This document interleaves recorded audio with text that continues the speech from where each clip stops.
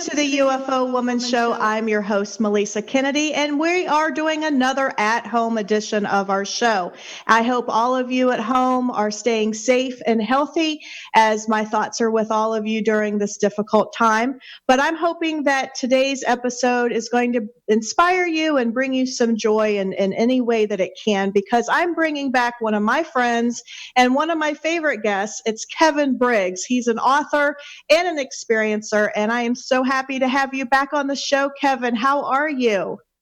Hi, Melissa. I'm fine. I do thank you again for inviting me on your show. I do enjoy talking with you. We always have such a good time. So thank you again for inviting me. Well, you know, these uncertain times are bringing a whole bunch of things out to the surface. I know for myself, I'm working on my rose garden, and all of my flowers have never looked any better. I mean, I have like a wonderful clean house and my flowers are all blooming. And so I'm trying to stay positive and trying to look on the bright side of things during this time. Yes, I've been catching up again with cleaning and painting. I've painted my pool deck. I've done some repairs that needed doing to some of the walls outside that have been needed some attention for a while now. So I'm gradually catching up. So we're using the time constructively. So something positive out of this lockdown that we're in. Absolutely, absolutely. I know I'm freshening up my cooking skills, and making 3 meals a day from scratch has been wonderful for me, and it's actually inspired me for some new projects in the future, just from being in lockdown for 5 weeks. I think we're in week 5 right now, and it's just it's put a lot of different things into perspective for all of us. I believe what we used to think was important kind of isn't as important now as it used to be, and focusing more on improving ourselves, expanding our minds, and hopefully with this show we're going to expand some minds today, KEVIN. Yes, as you mentioned cooking there, my wife's been cooking. She loves cooking, and talking about expanding, my waist is expanding, I think. So. Oh my gosh! Yes, I've seen a lot of memes out there on social media where they're saying, before lockdown, after lockdown, and the body has expanded. So I can understand that. Right. Well, one of the projects that you and I have discussed, and then actually is going to come into fruition here very soon, you and I are working on a new book together, aren't we? That's correct, yes. You asked me a couple of weeks ago now if I could be a contributor to one of your books, and I gladly accepted that. I have some ideas now.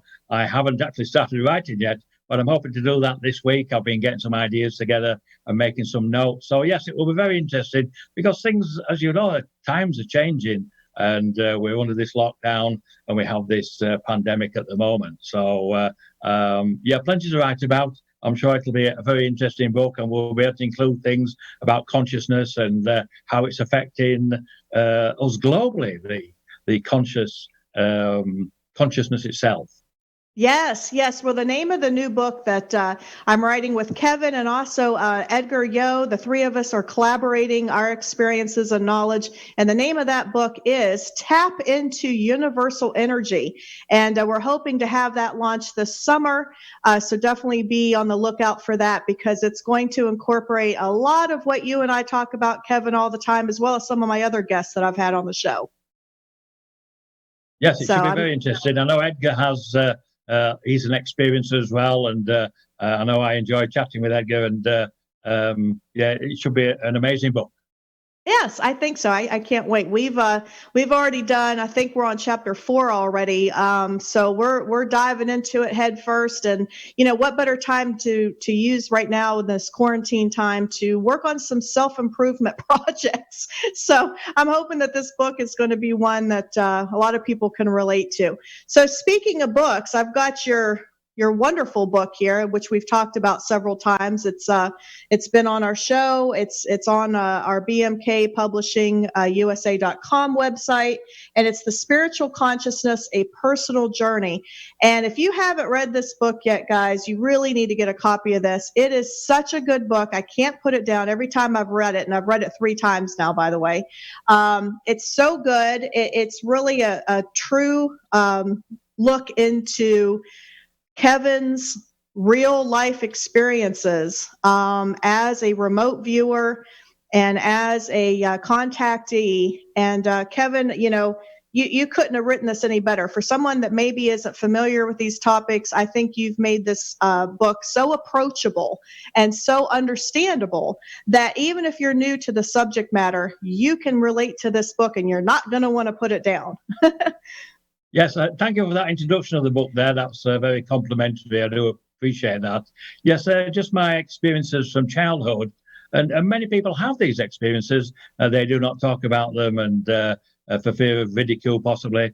But since I've written the book, I've had many people contact me in relation to their own experiences. So it's helping other people. And I'm open here to emails or contact. And in fact, I had someone contact me from Brazil this week. Yes, it's funny. You just read my mind. I was literally just going to ask you that question about the guy from Brazil. Yeah, tell the audience about this story, because you told me this on the phone the other day. Oh, did I? Okay, I forgot I told you that. But yes, Flavio, his name is, and he'd watched your show, obviously in Brazil, because that's where he lives, São Paulo, and he'd watched the show with Dr. Rebecca Hardcastle-Wright.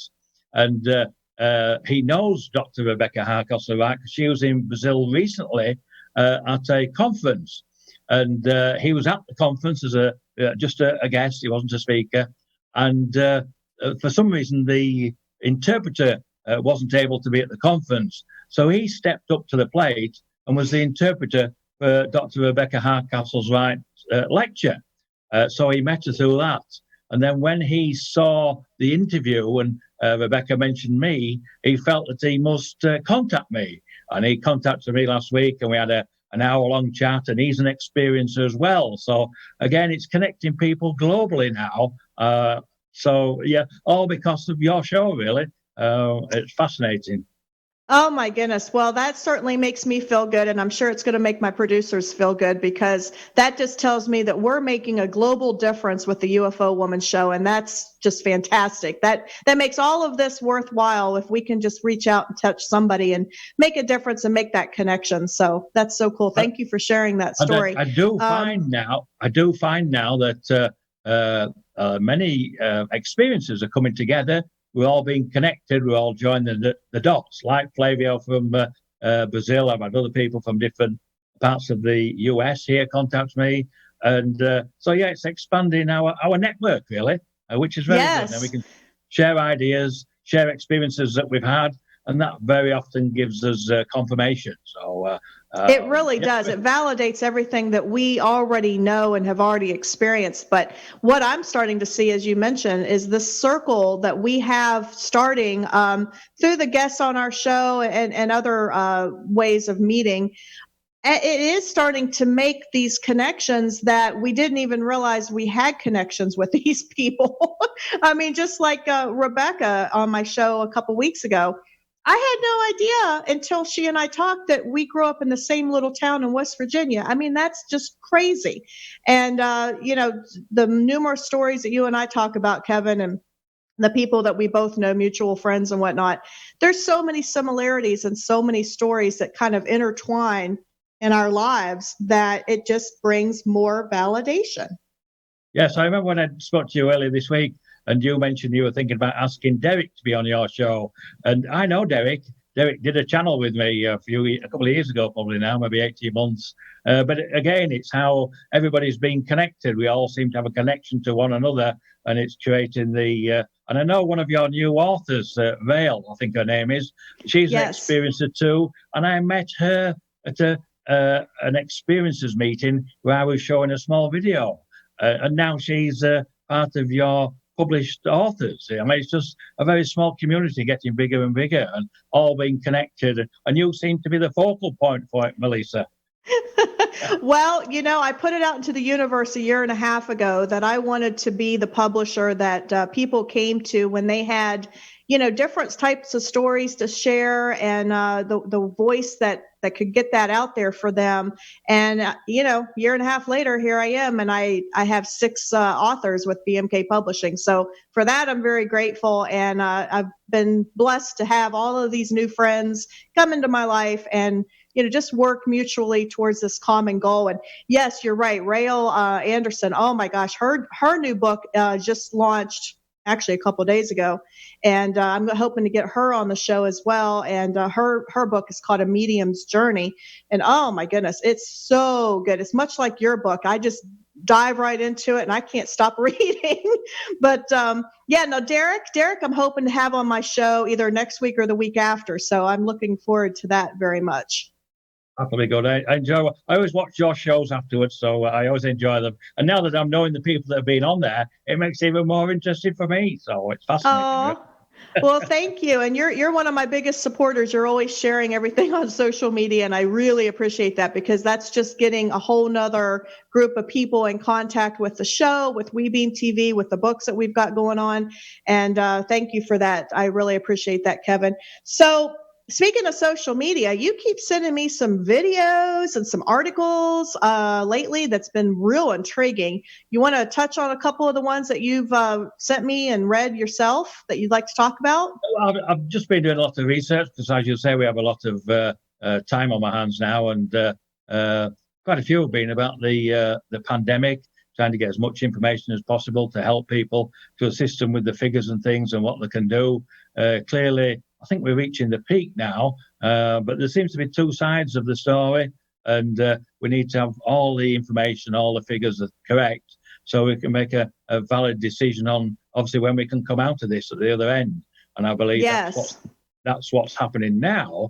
The government's looking into speeding up the recovery, as it were, and opening up the small business. I saw today, I don't know which town it was in, but we opened up a small store, a barber's store, and sort of things, and gradually, and I'm sure each state will be different, because, as I'm sure we're aware, New York's been the worst affected, but then there are some other areas that haven't had too many cases. I mean, one death is too many anyway, but they haven't had too many, so their response to opening is can be much sooner, I think. And I did actually ask my guides in relation to this, and they said that we would be getting back to normal, or reopening society, as it were, in May.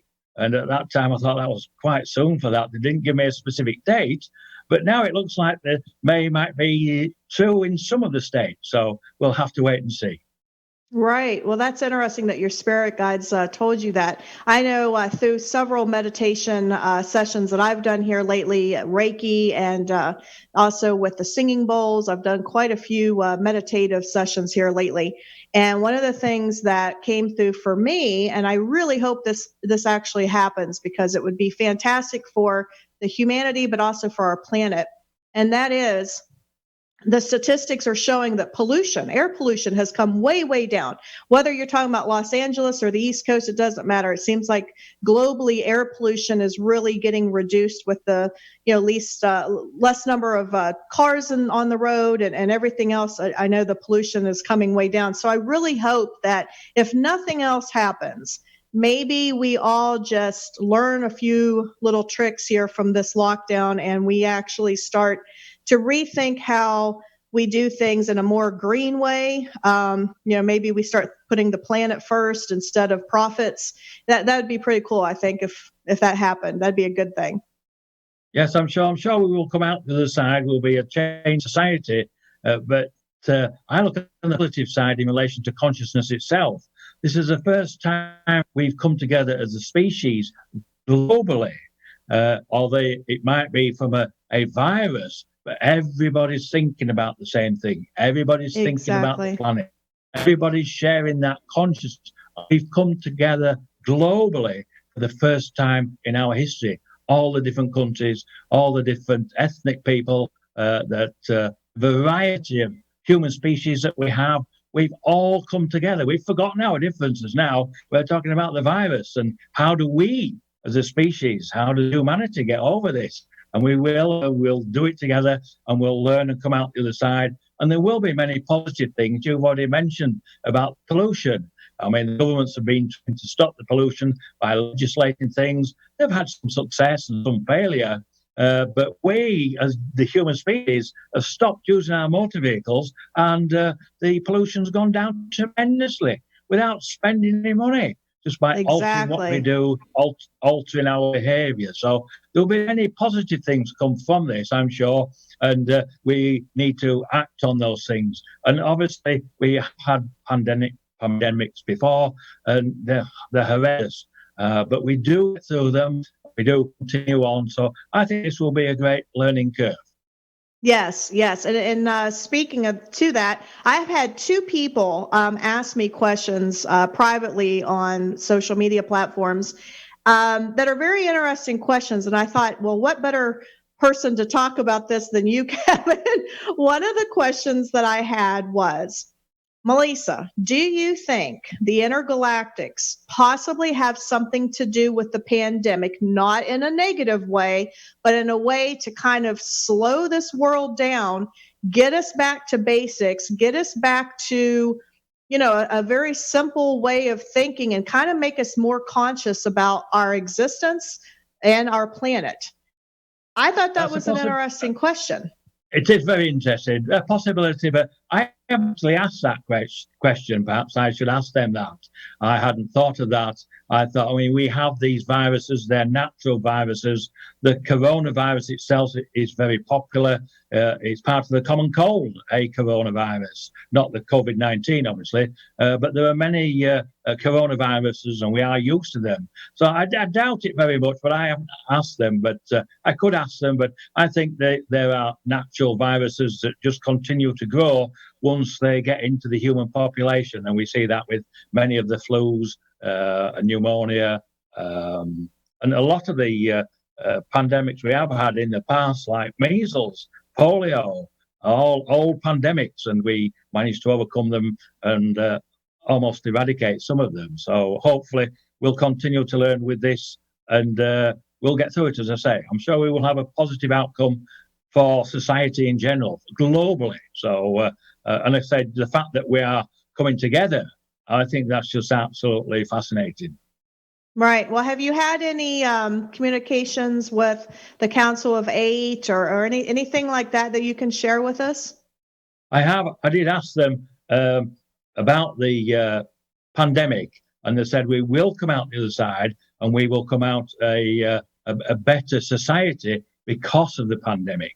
That was on the first occasion when I was asking them, and then the second occasion was in relation to how we've been connected through consciousness globally and raised our whole vibrational frequency. So that was interesting. And I know they're here all the time, and I do speak to them from time to time, but they're probably just the only two things that they've asked me at the moment, so I've asked them. So we'll wait and see. I think they are waiting to see what happens and when we come out the other side of this pandemic. So, and then we, as I say, we still have to address the engagement of our planet by the extraterrestrials.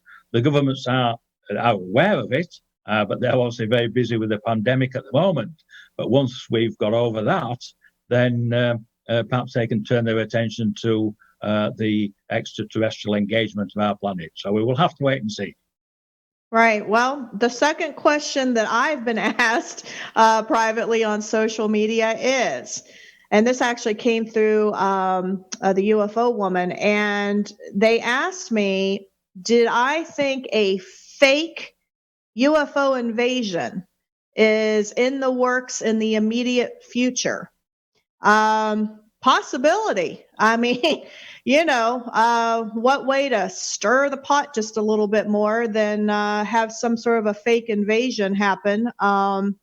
I don't know. Heard of that. Yes, I have heard of that in relation. I think that was first said by von Braun many, many, many years ago. And he said that at some point we will have possibly a fake alien invasion to get further control of the populace. So it's a possibility. I know nothing about it. I haven't asked my guys about it. They haven't said anything in relation to that.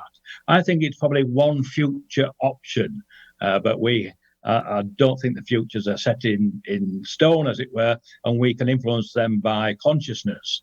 Because we have done that, the path has probably changed. So I have no evidence that there will be a fake invasion, but then I'm just, Kevin, who lives in Florida and Right. No, I Just agree. And when I get asked these questions, I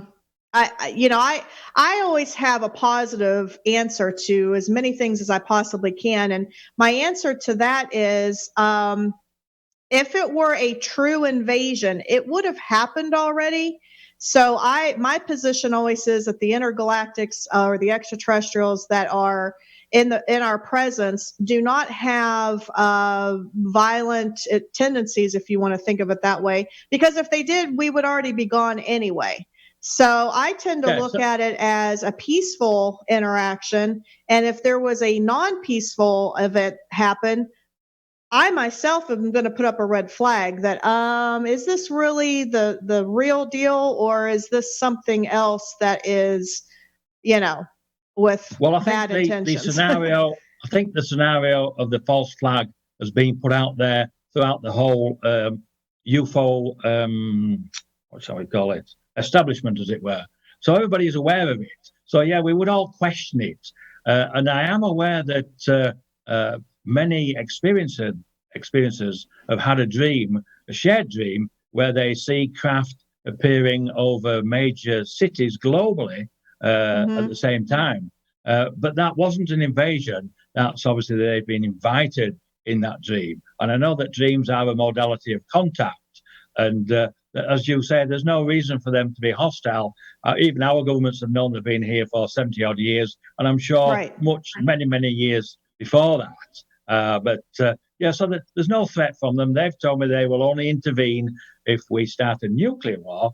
And they've already demonstrated to our governments that they can disable the nuclear weapons. They've already demonstrated that they can start the launch sequence and stop them when they want. And the governments know this. So they are no threat. I know that. They've told me that. And I say they'll only step in if we start a nuclear war. But they have put out an invitation there. They would like to meet with our ambassadors. I'm sure they're very busy at the moment, but it will still be on the agenda, I'm sure. And we'll continue working towards that and see where it takes us.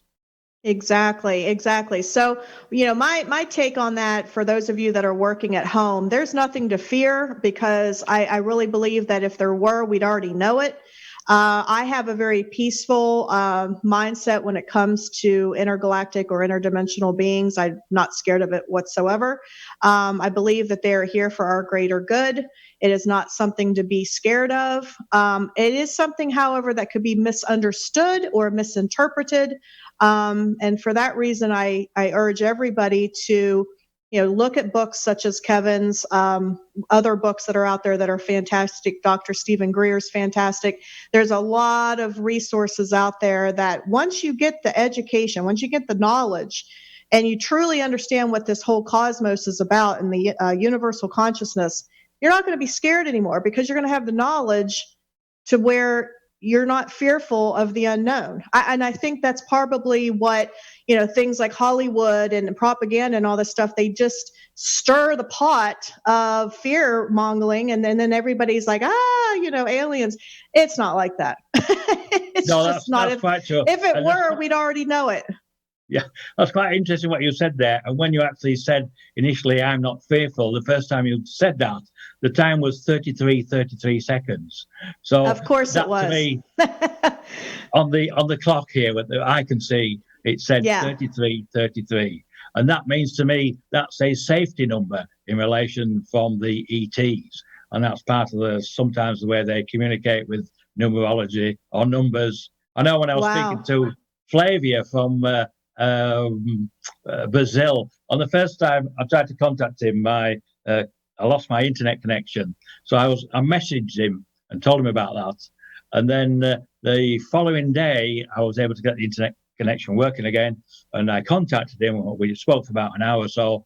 And then when we finished speaking, I signed off, and the time was 11:11. And then I checked the time the day before when I told him that I couldn't do it. I'll do it because my internet was down. And the time there was 11:11. And these are the numbers that they communicate. And again, when you go back to this and have a look at the time, when you say that, it was 33. So oh my goodness. Well, I wasn't even looking at the clock, because I'm looking at the camera. So I didn't even see the time, okay. But you know what? I'm not surprised. Yeah, well, it just caught my attention as you said, "I am not fearful," and it went 3333. So you'll be able to replay it, I'm sure, with the clock and see Oh, that. But wow. I look out for these numbers now. They turn up all the time, and I have a friend in where she's now, Vermont, Vermont, and she phoned me several times, and each time she phoned me, the same number came up, and this at the same time, and it was 12:57, and every time she phoned me, it was 12:57, and I pointed it out to her because it was she's an experiencer, because it's communication between two experiences. There's no way you can ring somebody 5 or 6 times and it just happens to be 12:57. Exactly. Yeah, you can't make that up. I mean, that's not coincidence. That's synchronicity for sure. Yeah, and to follow that up a little bit further, I think you know that I was a police officer in England before I retired, and my collar number was 1257. So again, we've got some synchronicity. They just gave me goosebumps.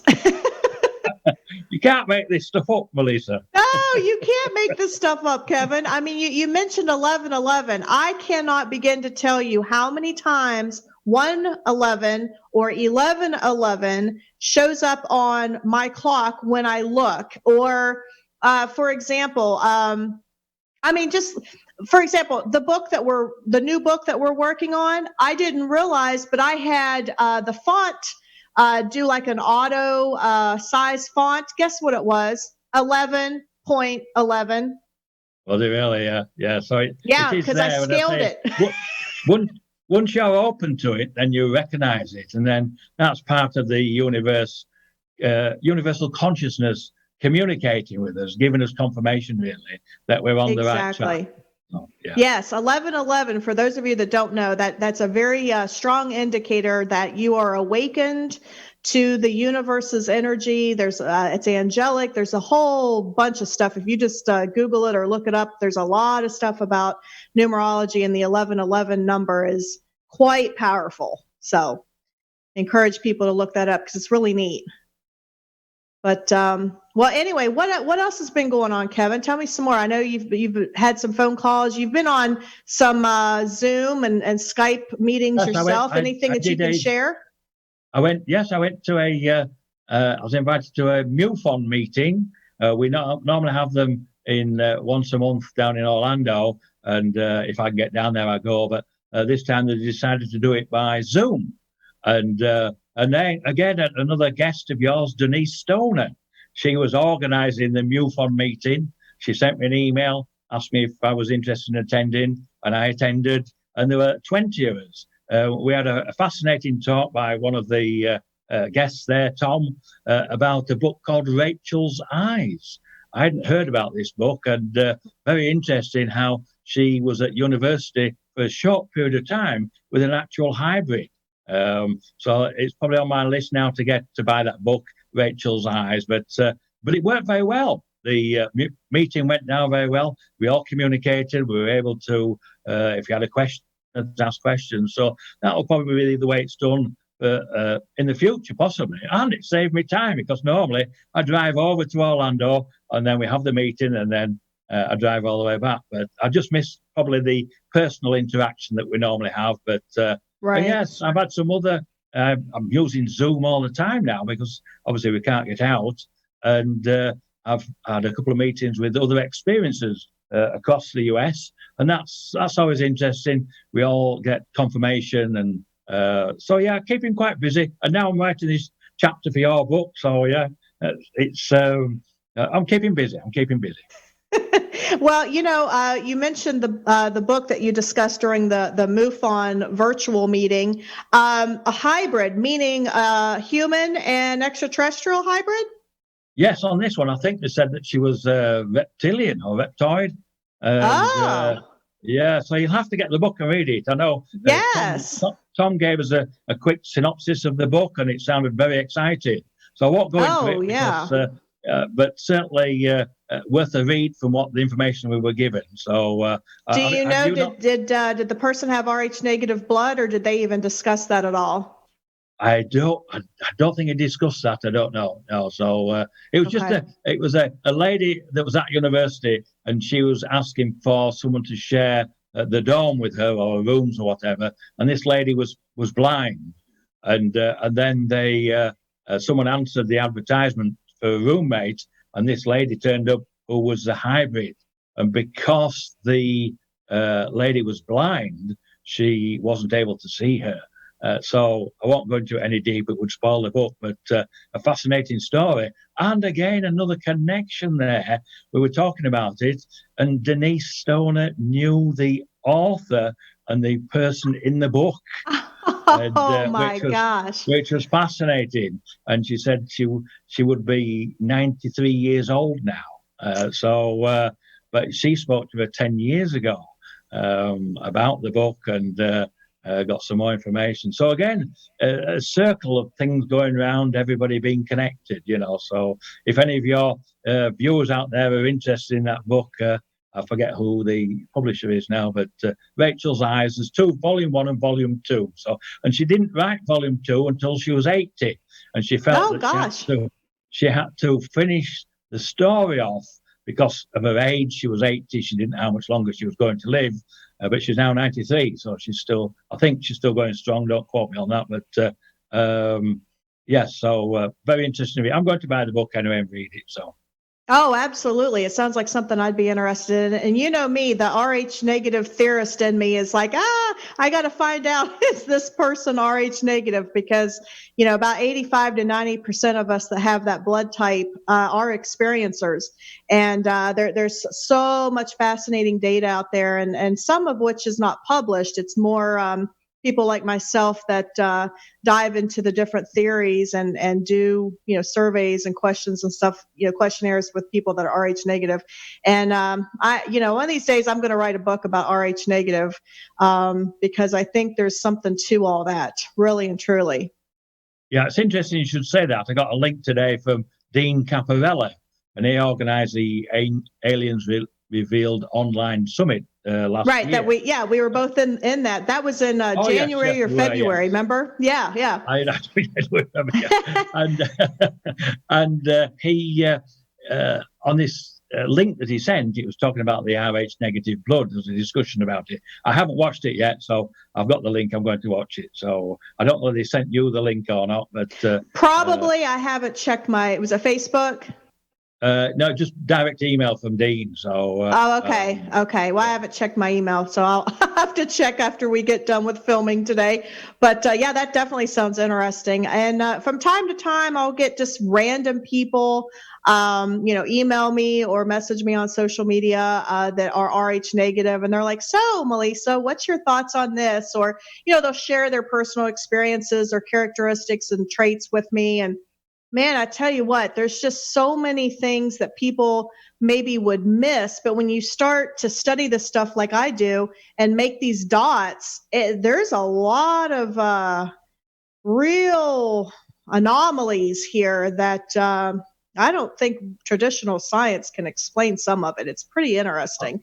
Yeah, I think that's the case very often. If you get the time to do your own research, and there's plenty out there, you've just got to get all the research, pull it all together, and then the dots seem to join together and give you a whole picture.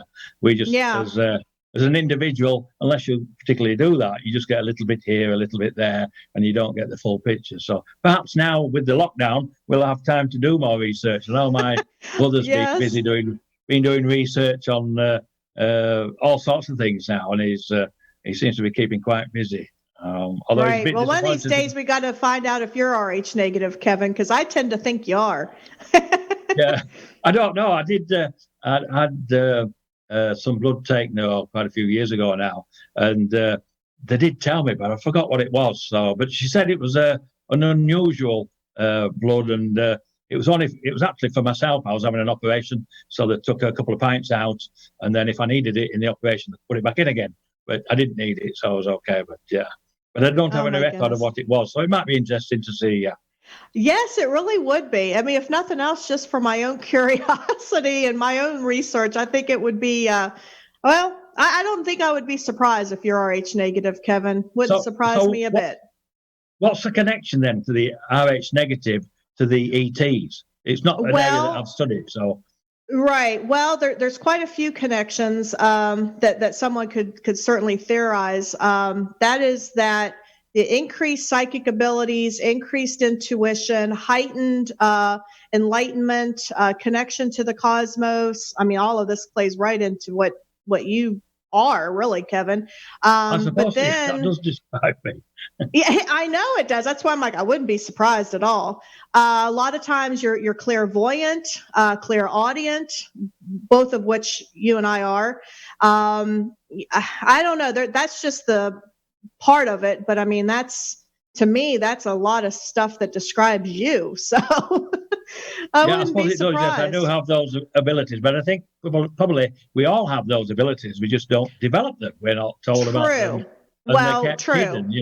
I don't think my abilities are anything special. The only difference is someone showed me how to use them, and it doesn't matter whether it's a human that shows you how to use them, or a higher conscious being, or an ET. But if you're taken and shown things, and you learn those abilities. I know that I've had some friends and things, and that. They've had twins, and the twins speak to one another telepathically. And then as they Hmm. get older, they don't use it anymore because they just use speech. But we have these abilities, and we lose them. And with myself, I kept the ability going because I was using it to communicate with the ETs, and they encouraged it, and they guided me and taught me. But what I did find interesting the other day when I was speaking to a group of experiencers, that how many of them have telepathic abilities, and we talk Hmm. about it as if it's normal. Many, many years ago, you couldn't speak about that. You would have Oh been gosh, no, told they that you would were think you were delusional. crazy. Yes, Right. and I actually gave an example of one of my lessons in telepathic communication, and it was quite interesting because I've been doing it for many, many years and quite used to it.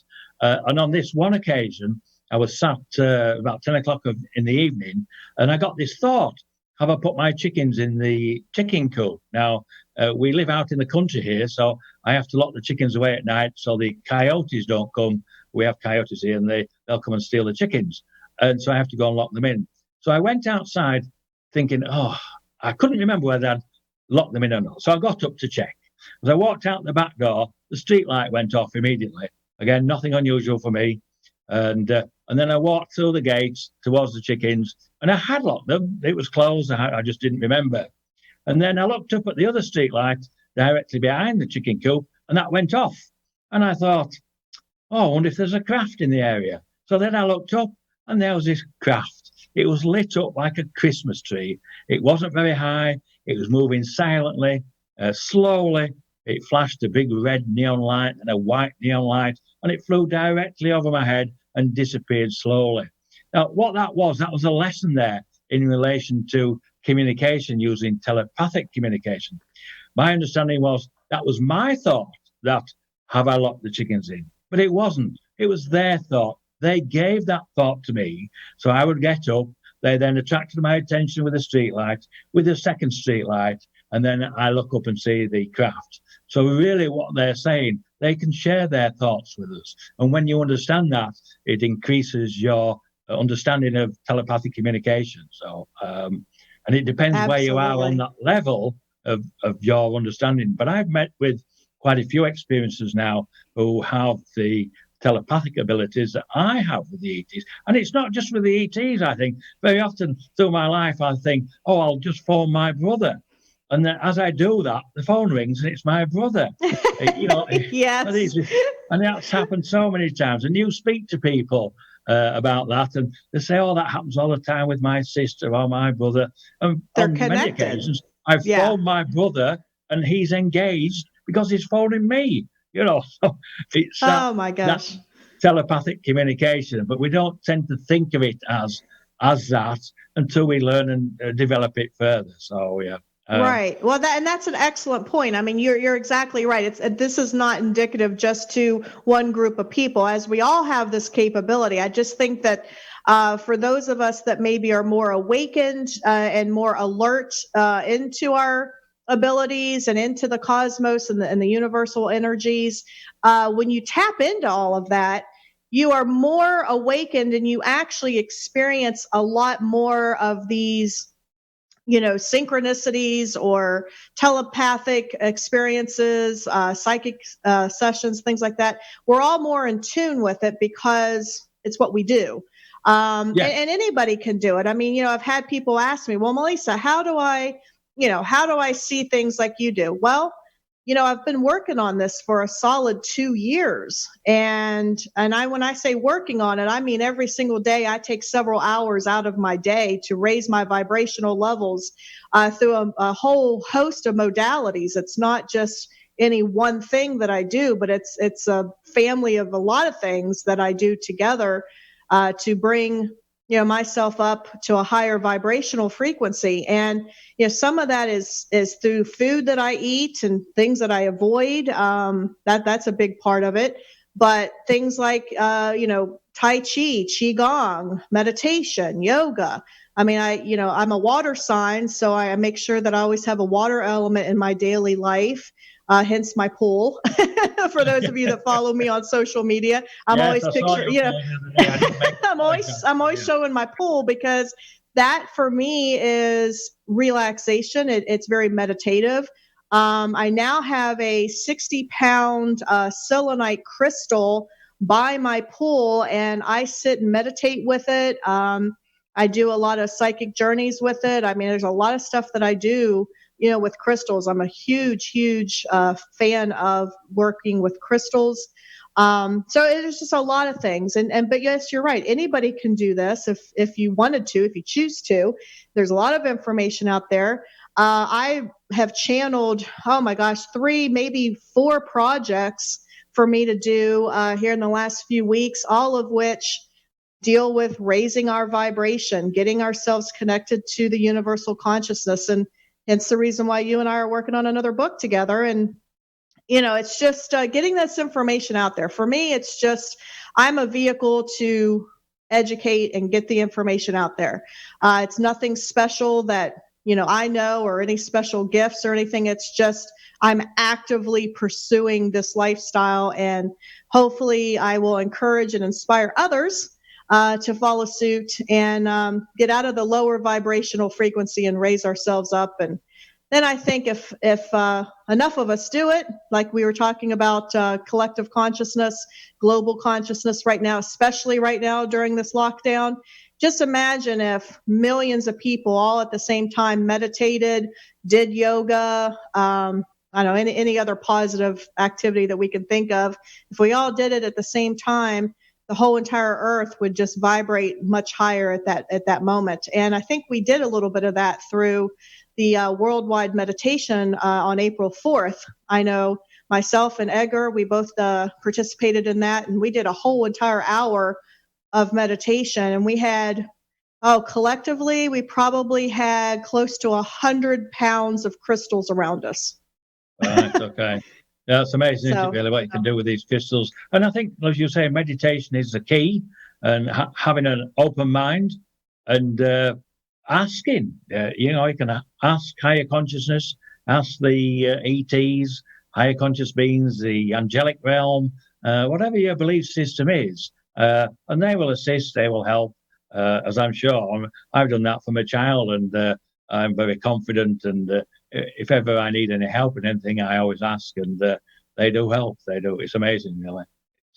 Well, and I think that's what's so neat about your story, Kevin, is that you've been aware of this since childhood, and a lot of us weren't really awake, so to speak, at that time of our lives. I mean, maybe we experienced things, but we didn't maybe understand it like you did. I mean, I know I had some experiences as a kid, but I never I never actively pursued it until I became an adult and learned a lot more. But my gosh, you've been doing this since the age of what, 3, 4? How old were you? Well, 3 was my first recollection of being conscious again, and conscious in another physical body. And that was my first understanding of consciousness this time round, as it were. But I think 8 was the next time I had contact with Orton D when they materialized in my bathroom. I think I mentioned that on your last show. Frightened me to death, but that was the beginning of a lifelong contact with them. And they helped me, they guided me, but I asked them questions. And I always thought it was just normal. We were all like this. We all had these extra abilities, but people didn't speak out about them. And it wasn't until I got to about 17, 18, and I thought, well, nobody talks about this. Nobody talks about out-of-body travel. Nobody talks about the guides that are helping us. And they did when I went to church, because there were angels that helped you, or your deceased family members were there and they were helping you. But nothing about the ETs or the higher conscious beings, as it were. But I thought it was just normal. So then I started asking at 17, 18, and asking in a third party. I've got a friend of mine who says he travels outside his body. I've got a friend of mine who communicates with higher conscious beings. Do any of you do that? And they always used to reply, oh, your friend must be not delusional. I don't think we use words like delusional then, but not normal, shall we say. So I was unable to find anybody. So what I did, I just accepted it, embraced it, and then asked for more information because it was working for me. And as I said again, I think on your last show, if Orton D had not come and materialized in my bedroom 3 years ago, probably now, and asked me to write about the book and talk about my experiences, I wouldn't have. I'd have just gone to my grave and taken the information with me. But now I'm speaking out about it, and people are interested. The book's selling well, and people are contacting me, and I'm helping people as well. So it's fascinating, really. I was hoping to be winding down at this time of life, but I seem to be getting busier and busier. But that's a good thing. Keeps the mind active. Yeah. Oh, it is a good thing. Anytime you can be in demand, Kevin, that's a good thing. They can't get enough of you. They love you. And, your story, your personality, you're so down to earth. I mean, so much of, I think, the stigma of what all of this has put into our minds of what somebody that maybe is an experiencer or somebody that studies UFOs or extraterrestrials or the cosmos. For some reason, we've got this ugly stigma that they're crazy people. Well, you know what? I'm here to tell you guys, I'm not crazy. I know Kevin's not crazy. And all the other people I've had on my show, these are sound, solid people with amazing educational backgrounds, experiences, work experiences, everyday people that, have the courage to come out and talk about this. And, lift this veil off of this cover up and let's get out and talk about it. Yes, that's the beauty of it, I think, because I'm confident in talking about it. And of course, there'll be naysayers and people who say that you're delusional and things like that, or you got mental health problems or whatever. But I'm confident in my abilities. I'm confident in my life, as it were. And I did ask my guides when they asked me to talk about it. I said, well, what will happen if the people won't believe me? And they said, Kevin, it doesn't matter whether people believe you or not. The important thing is to tell your story. And I've found by telling the story, it helps other people. And now I'm in contact with other experiences. When I was looking at 17, 18, 19 or whatever, trying to find other people and I couldn't. Now I'm 66, they're all coming out of the woodwork. And they're all everywhere. They're everywhere. And a lady I spoke to the other day, she's had contact since she was 2. I've had contact with people who have had their own contact from 4 years old, 6 years old, 8 years old as myself, 10 years old. I've met one person who had contact while he was still. Oh, wow. Still in the home. I mean, that's just amazing, really. But so then you've got the very earliest that I've come into contact with, and all these people are very sound people. Let's say they're all very well educated, and they've all got these abilities that we all share. And so Yes. It's just amazing, really, to be able to share the information and put it out there, really. Well, I think as people become more and more used to hearing these stories from everyday people, it becomes less fearful. I mean, let's be honest. When you criticize or judge or, dismiss somebody's story as crazy, it's usually because you are fearful or you're unknowledgeable of what they're talking about. And that's just a knee-jerk reaction that humans have when they don't understand something. Well, if you don't understand it, we're just going to belittle it and we're going to, knock it down and call it an ugly name. But when you really start to get educated on this and you really open your mind and you see the bigger picture, not what we've been taught in school or not what the media tells us in general. I mean, you really start to research and you really start to read about this subject matter. It's not crazy. Yes, I would agree. It's not crazy. It's just not what we're used to. No, I would agree entirely. And there's so much more to learn. We're all great healers as well. And I've met many experiencers who have developed their healing abilities so far that they can help heal other people.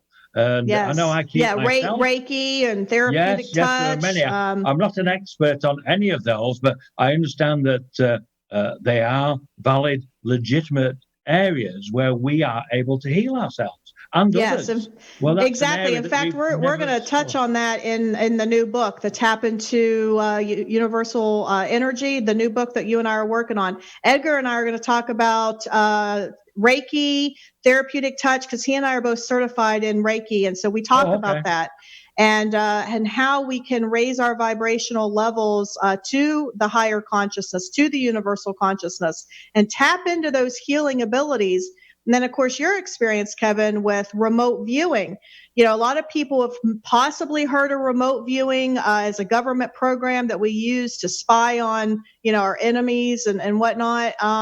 They may be familiar with remote viewing from that aspect, but certainly you weren't a spy for any government or anything. But, this is just from your own personal experience with remote viewing. Yes, I use, if you call it remote viewing, or I call it out-of-body experiences, where I separate the consciousness from the physical and able to go and travel out of body. I leave my body behind because it's obviously encumbrant when you want to travel further distances just using consciousness itself. So I've done that all my life. And again, as a child, I thought that was normal. And it wasn't until I got older that, but now I've met other people with the same ability. And now I've learned about remote viewing and things like that, which anybody can learn to do. And it's very similar as remote viewing to out-of-body travel. So it is an ability, again, that we have. And you're correct, the governments did use it in the Cold War, I think, for spying on one another. And I'm sure they still use it to this day. But yeah, so they know it's a reality.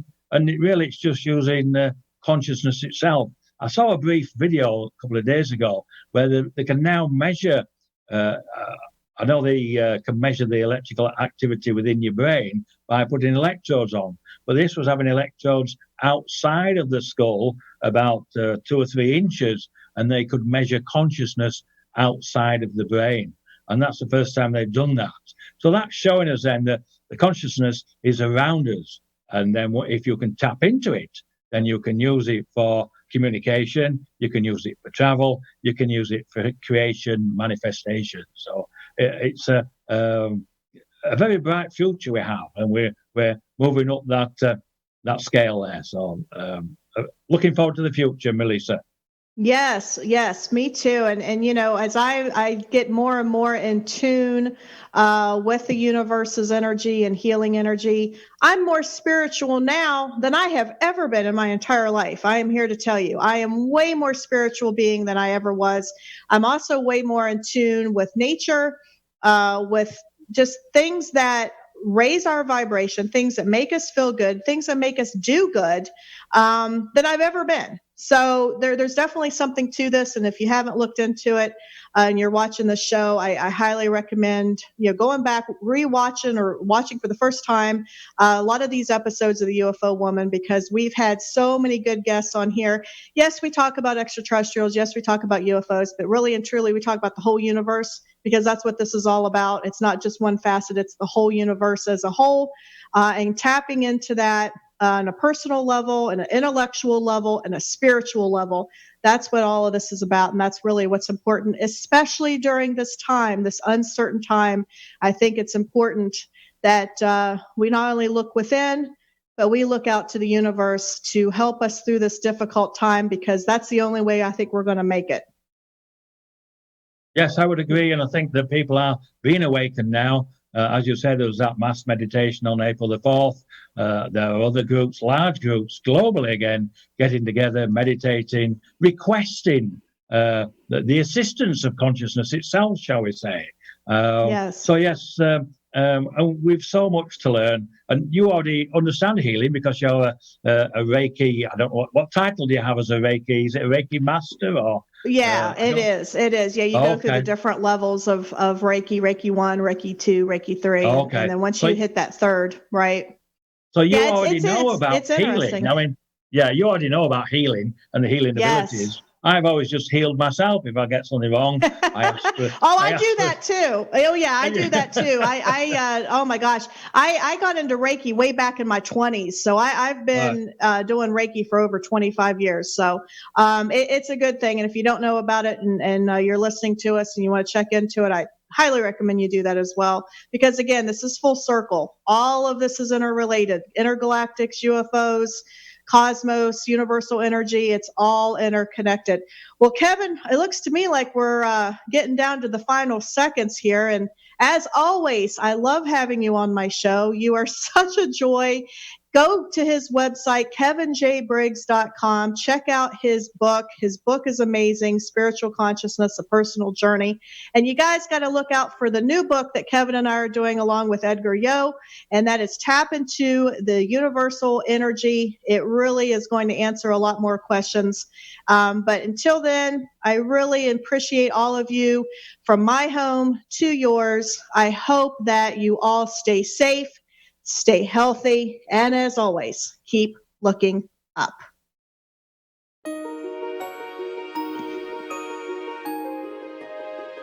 Hi, Melisa. Hey, Kevin. Good job, my friend. That went okay, didn't it? Yeah, I really enjoyed talking to you. You know that. Yeah, no, yes, it went very well. So I didn't know what we were going to cover today, but yeah, it went very well. So that's good. So I'm looking forward to it when you speak with Derek. That'll be interesting. I'm looking forward to that. Yeah, I touched base with him yesterday, and I think he's going to try to. Yeah, I think he's going to try to be on next week's show. So I'm going to confirm that up with him and try to make that happen. So. Yeah, he's an amazing guy, isn't he? Yeah, he is. Well, Kevin, I am going to talk to you soon, my friend. We got much work to do on our book. Okay, well, I'll get on with it now and hopefully get it done. So. Okay, thanks, John. Super. Thank you so much. What? Okay, bye. You bye, too. John. Bye, John. Bye. I'm going to go do it right now. I promise. I'm going to go right now. Okay, bye, guys.